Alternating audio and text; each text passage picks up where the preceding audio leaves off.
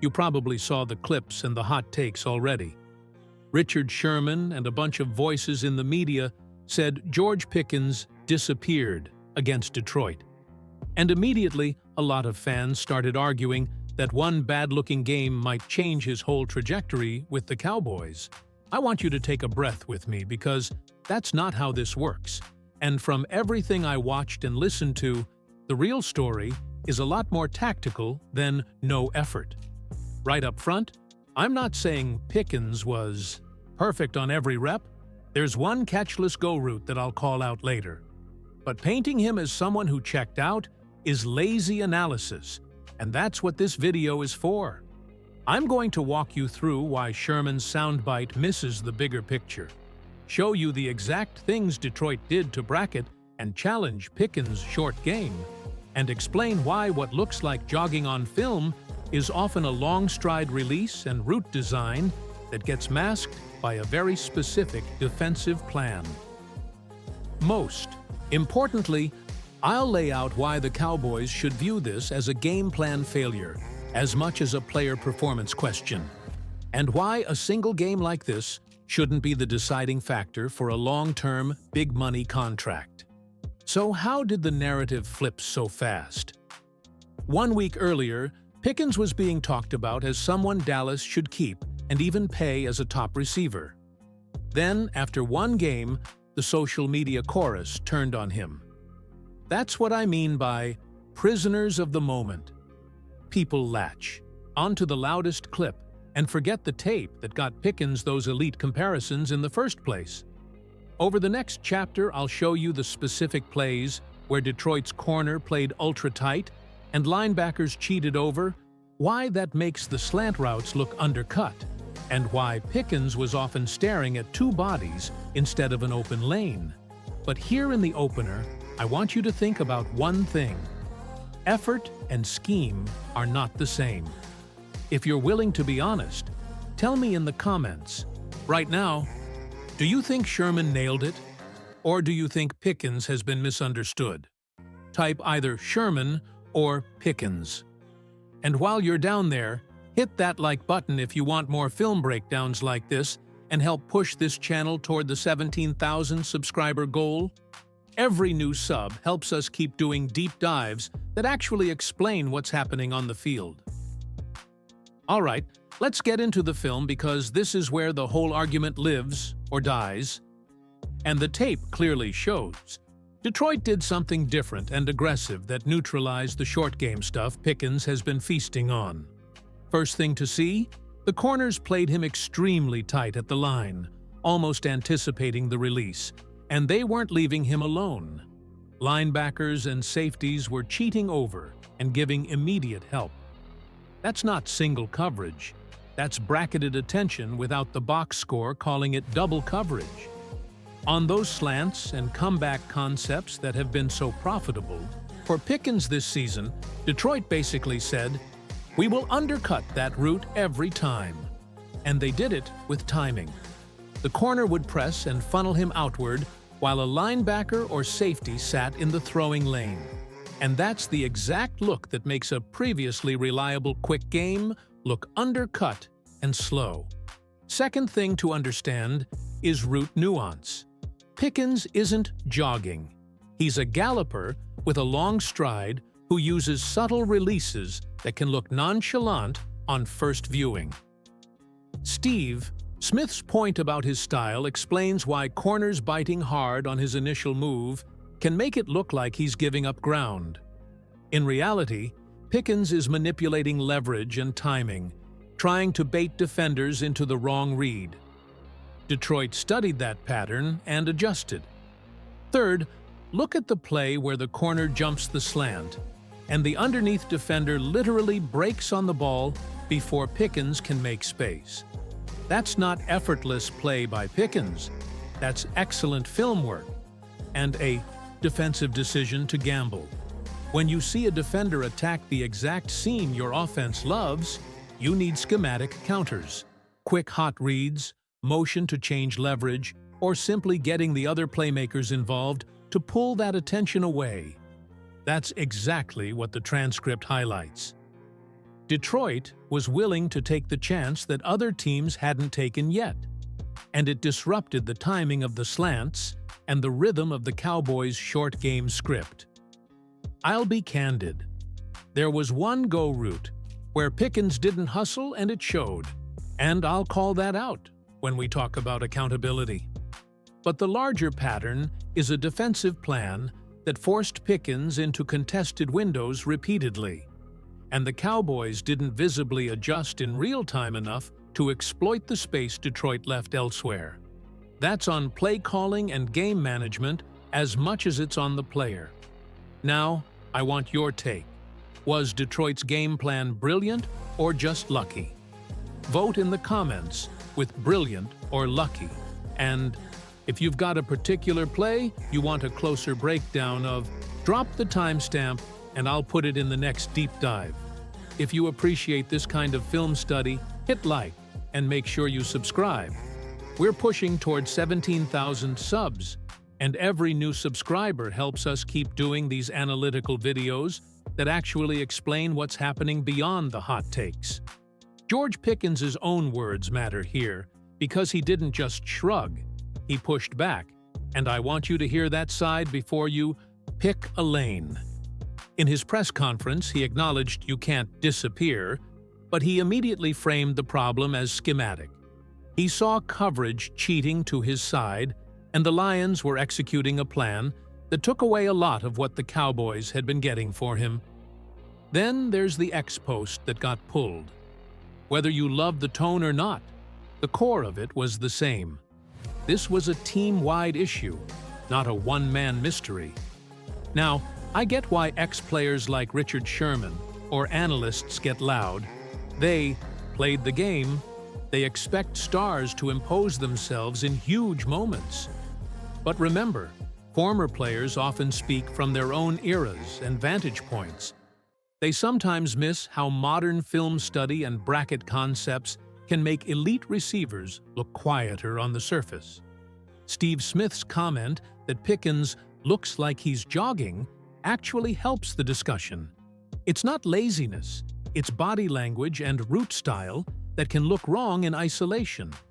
When you combine Pickens' long stride release with Detroit's aggressive decision to undercut slants and funnel throws to help defenders, you end up with a box score reverse visual that fuels hot takes. That's not to say Pickens is above criticism. I called out the one-go route where he didn't hustle, and accountability matters. But context changes the verdict. He said the Lions out-executed the Cowboys. And when you watch the tape with that in mind, you see missed schematic adjustments from the coaching staff and timing windows taken away by disciplined, prepared defenders. So here's where you come in. Tell me if you buy Pickens' explanation or if you side with Sherman. Type agree if you think Pickens' clapback lands, or not agree if you think he's dodging responsibility. While you type that, hit like if you want more honest player perspective breakdowns, and please subscribe to help push this channel to the 17,000 subscriber target. We live for these debates, and your sub lets us do deeper film work. Also, if you've got a specific former player take that rubbed you the wrong way, drop the name and the quote, and I'll tackle it in a follow-up. I want timestamps and clips when possible. Let's talk play calling. Because if Detroit's game plan made Pickens look quieter, the Cowboys' response, or lack of one, is on the coaches as much as it is on the player. First, the simplest in-game fix: motion and tempo. When an opponent is bracketing a guy or cheating a linebacker over, pre-snap motion can force a defender to declare his responsibility or else create natural mismatches. A quick motion to make the Lions show whether they're in man or zone, or a tempo snap to catch them before they can fully set that bracket, would have helped open up those slants and comebacks that were getting undercut. Second, get CeeDee Lamb more involved earlier. The tape from the game suggested Detroit was explicitly allocating attention to Pickens, using Lamb in the short game or as a decoy. More motion, more slot snaps, or even Early targets designed to pull over the safety would have forced Detroit to choose, and when they chose wrong, Pickens would have gotten cleaner windows. Third, schematic counters. If the opponent is willing to undercut slants, you punish them vertically. Stretch the defense with play action or deeper isolations to pull the safety and the underneath defender out of the throwing lane, then hit the quick game off that. You can run a couple of seam or go designs to make the bracketers pay for cheating underneath. Fourth, hot route plans and quicker reads. When a QB knows the slant is being challenged, having pre-planned hot routes, quick outs, screens, or checkdowns keeps defenders honest and prevents them from simply sitting in the throwing lane. Fifth, package personnel differently. Throw more two tight end or bunch formations that create natural rubs and make it harder for a single defender to funnel a route without getting picked or losing leverage. Those are practical, in-game counters that a prepared offensive staff should have at least a couple of answers for. On accountability, yes, coaches must communicate adjustments faster, and players must still hustle on every rep. But a team that's getting out-executed on multiple reps needs schematic fixes first. That's why the criticism aimed solely at Pickens misses half the equation. The chess match was lost that day, in part because the Cowboys didn't change the board quickly enough. Now I want you to vote in the comments. Should Brian Schottenheimer be more aggressive with pre-snap motion and personnel packages? Type yes or no. Also, drop one audacious adjustment you'd call if you were OC for a series. I'll read the best ones in the follow-up. If you found this tactical breakdown useful, hit like and subscribe to push us toward 17,000 subscribers.